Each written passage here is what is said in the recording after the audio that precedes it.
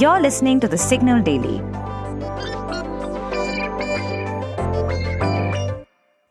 Hello, I'm Manaswini, your host for the Signal Daily podcast. This is the episode for 21st May 2024.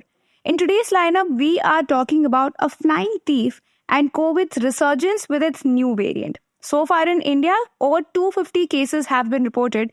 However, the number could go up considering the election season and IPL matches.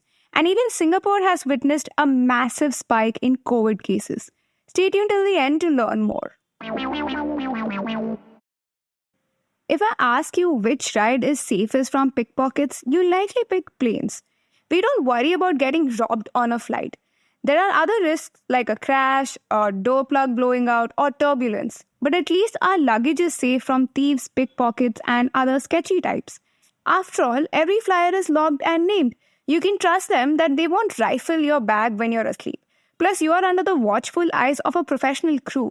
So there should be little reason to worry about your belongings, isn't it? And yet, some clever pickpockets have figured out how to steal above 30,000 feet. Some get away with it, but some like Rajesh Kapoor from Paharganj got caught. This is the story of the said Kapoor. First, let's look at the numbers. Per a detailed report in the Economic Times, Rajesh Kapoor started trying his hand at in-flight theft in 2022. In the last year alone, he took around 200 flights, and for the 4 cases that police directly traced to him, the returns of his sky-high robbery must be north of rupees 1 crore. This, as per ET, is some impressive return on investment. Cumulatively, he'd not have spent more than rupees 15 to 20 lakh on those 200 flights. So even if he made rupees 50 lakh after selling the stolen stuff, it was well worth it, and he had not even gotten arrested last month. But the crucial question is, what does it take to pull off sky-high robbery? Sure, cops eventually nabbed him using CCTV footage and airline data, but how did he slip under the radar of crew and the passengers? Well, the conman Rajesh Kapoor was a smart man with a plan. He would only hop on connecting flights using the identity of his long-dead brother, like the ones from Delhi carrying passengers from international hubs like New York and Chicago to cities like Amritsar, Hyderabad and Bengaluru. On these flights would be his prime prey, senior citizens returning from visiting their kids abroad, already drained from standing in lines and changing planes with their guards down. Kapoor also knew the best time to steal from carry-on bags. His prime targets, senior citizens, are often offered priority boarding. And at this phase, not many people are in cabin, and the overhead bins are wide open. So Kapoor would also pay extra to get priority boarding. And now, as they say, the field is clear for him. Kapoor would select his target, rifle through their purse, swipe jewelry, cash, and any valuables, then slip the bag back. And as per ET, he would even ask passengers who had kept their bag on their laps to keep them in the bin. I mean, talk about audacity. Most victims wouldn't realize Kapoor had robbed them long after they've gotten off the flight. But as we have established, Rajesh Kapoor is one fine swindler, and yet he could not outwit omnipresent cameras, and that was his undoing. Kapoor was arrested on May 13th. All of you got to keep one eye on your bag mid-air too. There's no escaping India's skilled pickpockets after all. For our second segment, we are going to bring you deep dives on stories from the world of technology, business, policy, and anything that leaves you with food for thought. COVID just doesn't want to quit, does it now? Just when we thought we are out of the woods after the Omicron wave, a new family of variants called Flirt has emerged. India is definitely feeling the brunt of this Flirt resurgence. Over 250 cases caused by the KP.2 and KP.1.1 subvariants have already been reported across the country. These new strains are descended from Omicron's JN.1 lineage that dominated earlier in 2022.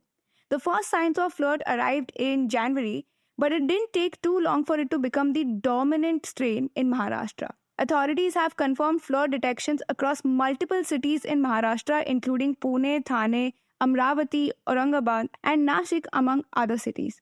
According to experts, these new variants are more immune evasive than prior strains and can better bypass protection from vaccines. And as far as symptoms go, KP.2 presents similarly to earlier versions of the virus. Individuals infected with this variant can expect to experience fever, chills, cough, and muscle or body aches. But now if you think about it, the timing couldn't be worse because the country is currently juggling with two huge crowd-pulling events. That is the Indian Premier League cricket tournament and Lok Sabha elections. Definitely not an ideal scenario with the flirt variant spreading far and wide. Over in Singapore too, things have gone from steady to swamped as the country battles a massive wave driven by flirt variants. A staggering 25,900 new cases were logged just between May 5th to May 11th, forcing the government to strongly recommend mask wearing again. The situation is so dire that Singapore's hospitals have had to stop postponing non-emergency surgeries and shifting stable patients to home care. While hospitalizations are currently manageable according to the health minister, he did warn that a doubling of cases could overwhelm the healthcare system entirely. But what's behind Singapore's spike in cases? Well, according to the health ministry, a key factor is that while 80% of the population got their initial COVID vaccine doses or boosters, the vast majority hasn't had any updated shot in the last year to keep their immunity strong and against new strain as they emerge.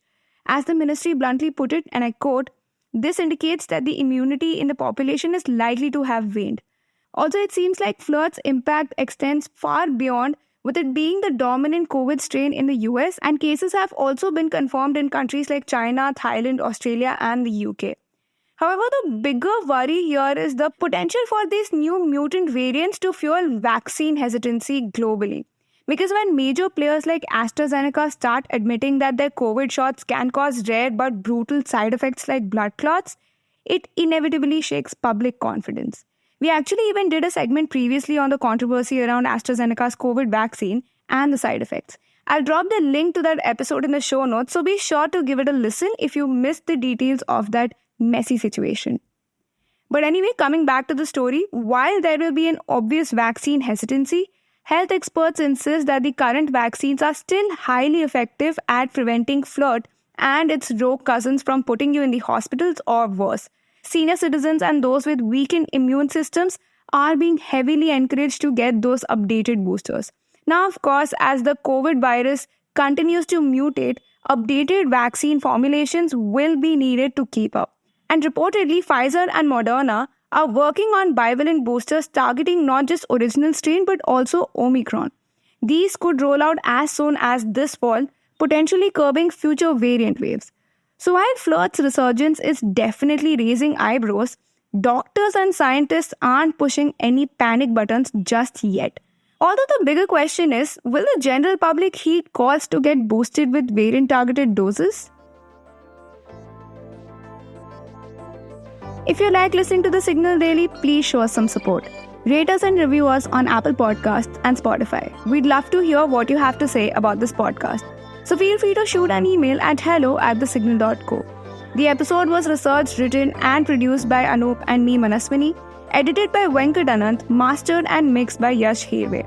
You can catch this podcast every morning on Spotify, Apple, Amazon Prime Music, or wherever you listen to your podcasts.